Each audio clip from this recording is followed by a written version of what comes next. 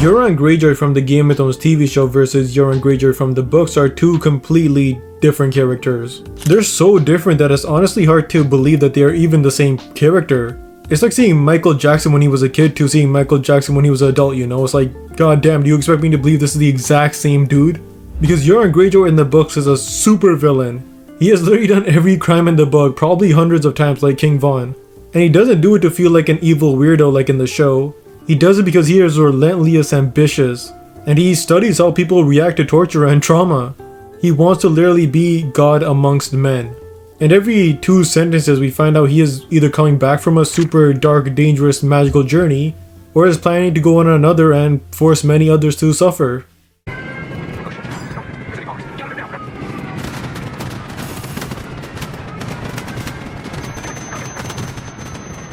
And in the TV show, Euron Greyjoy shows up really late.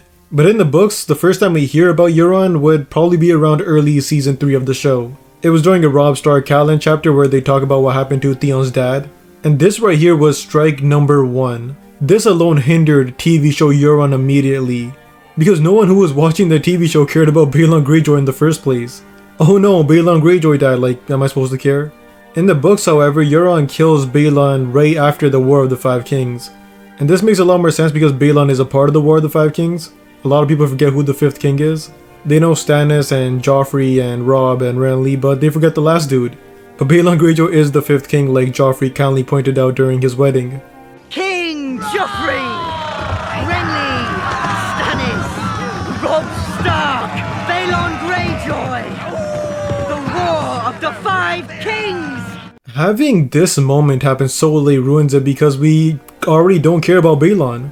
Balon didn't even show up for like a season and a half or something. So it's not like we like lose anything during the scene. Now granted, I do understand why the TV show writers had to do this because they can't just hire an actor for Euron in season 3 and just hope he comes back in season 6. I mean, they could do that, but it's too risky, especially for like a main event character like Euron. The writers already screwed up roles with actors like Daario and Bloodraven, so I don't think they want to add any more confusion. However, something that I can absolutely blame the writers for is the appearance of Euron Greyjoy in the books versus the show. In the books, Euron is a tall, mysterious, filled with aura supervillain. He has an eye patch, and people say that that eye patch is covering his real dark, deadly identity. He also has like pretty cool outfits and blue lips in the books. He has blue lips because he is taking some crazy ass drugs. He doesn't take that pussy shit like heroin and fentanyl. Euron is taking that real stuff, and he is simply him in the books. And in the TV show, Euron is like an annoying drunk uncle at a wedding who's trying to get attention from like the bride or something. I'm Euron Greyjoy! I claim the Salt Throne! But don't worry, I am an honest man. I can definitely say that his outfit in season 6 does kind of look cool. But still, where is the long hair? Where is the blue lips? Where is the tall physique? And the thing that really always just makes a character stand out, especially in Game of Thrones, is how they talk. The author of the books, George Martin, said in interviews he makes sure not to use big words when writing characters like Bran and Arya because they're just kids. Because the dialogue is really important. Dialogue is what made the first 4 seasons of Game of Thrones so perfect. No TV show or movie I have ever watched comes close to early Game of Thrones level dialogue. Do you disapprove? I'm all for cheating. This is war. But to slaughter them at a wedding... Explain to me why it is more noble to kill 10,000 men in battle than a dozen at dinner. So that's why you did it? To save lives? To end the war, to protect the family. Do you want to write a song for the dead Starks? Go ahead, write one. I'm in this world a little while longer.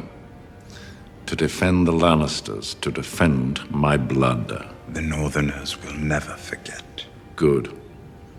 Let them remember what happens when they march on the south. And I'm gonna be honest, I honestly don't think there's a piece of dialogue for the TV show Euron that was taken from book Euron. I don't know what kind of big dig move that was, not to use the dialogue from George Martin, and instead just say, nah, we don't need George, we got this one. It's literally insanity, man. Especially since Euron's first like real appearance was in A Feast for Crows, which is like the most high quality dialogue book like ever written. And David and Dan wiped their asses with that. It's impressive, honestly. The way Euron talks in the books is scary. It touches my brain. It feels like he's breathing down my neck.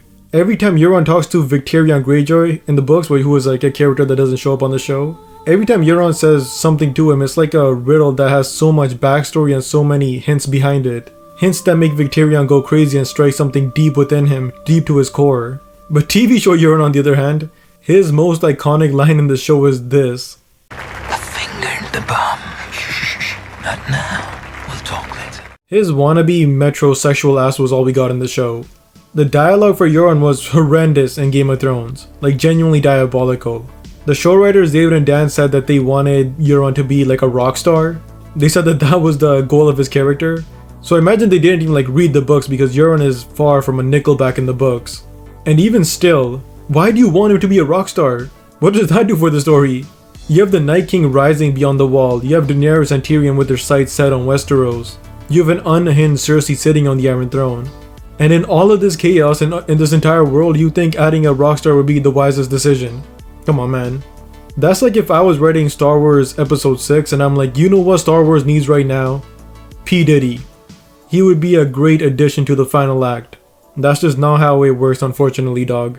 And what even made TV show Euron a rock star? The only thing he might have had in common with rock stars is being horny as a rabbit for beautiful women. Ever since I was a little boy, I wanted to grow up and marry the most beautiful woman in the world. And that brings up arguably the biggest topic. What wants and desires does Book Euron have and TV show Euron have? Book Euron is literally this quote from The Dark Knight right here. Some men aren't looking for anything logical, like money. They can't be bought, bullied, reasoned, or negotiated with. Some men just want to watch the world burn. Book Euron is not a menace to society, he is an outright demon. He's most likely going to steal Daenerys' dragon and he will probably try breaking the ice wall at some point. Because, you know, letting in the White Walkers that can kill humanity is low-key kind of funny to Euron. But seriously, Euron loves to watch people react. He's almost like an evil therapist or like an evil scientist. He does horrible things and he will continue to do horrible things because he almost writes down what horrible things do to people and how they react to things. He doesn't believe in the gods, but he says he is the most godly man who has ever lived. He sexually abused his brother and now his brother is praying harder because of this. Book Euron also had sex with his brother's wife and his brother then killed his wife because he was insecure. Euron most likely enjoys seeing reactions to humans being put to an extreme. And the craziest part is, Euron is literally awakening a Cthulhu, a kraken, a giant sea monster. Almost like what Aaron Cartman did in South Park, which is funny because Cartman and Euron have a lot in common. They're both like evil as hell. Cthulhu! Cthulhu! Dude! Over here!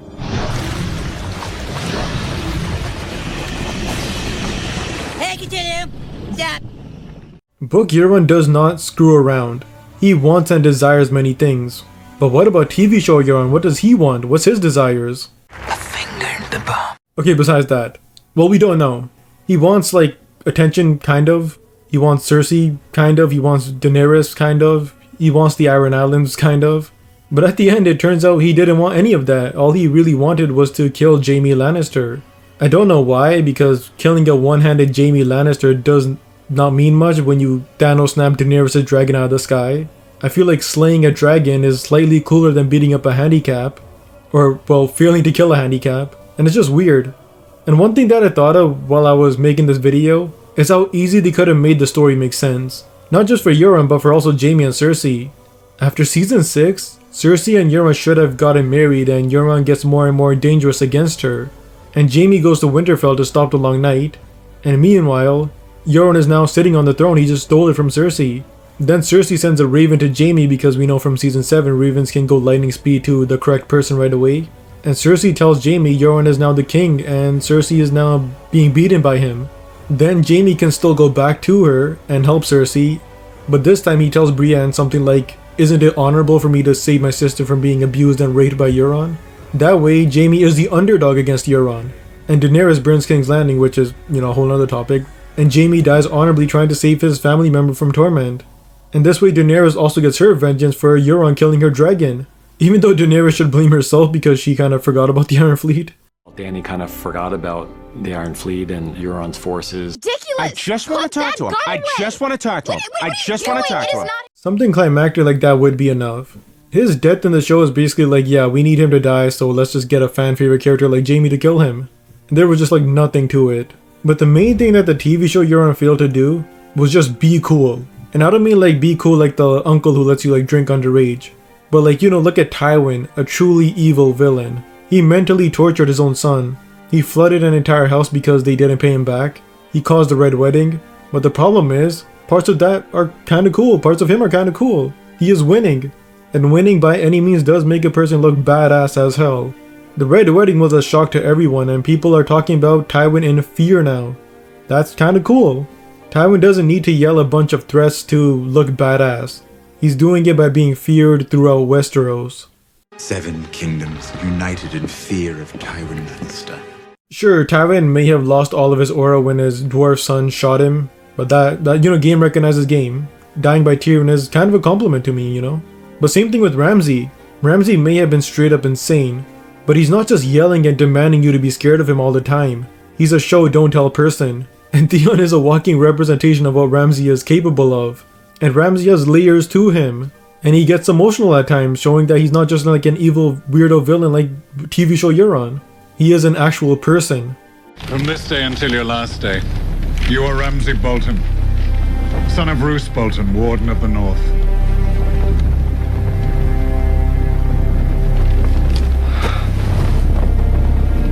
You honor me.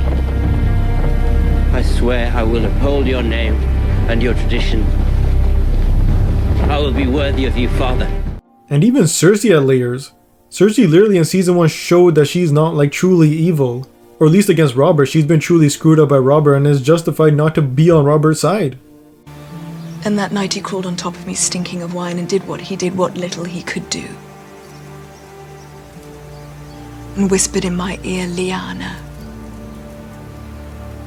Your sister was a corpse and I was a living girl, and he loved her more than me. So it's honestly depressing what they did to Euron Greyjoy. Even the author George Martin has thrown shade at the TV show Euron, so you just gotta love that.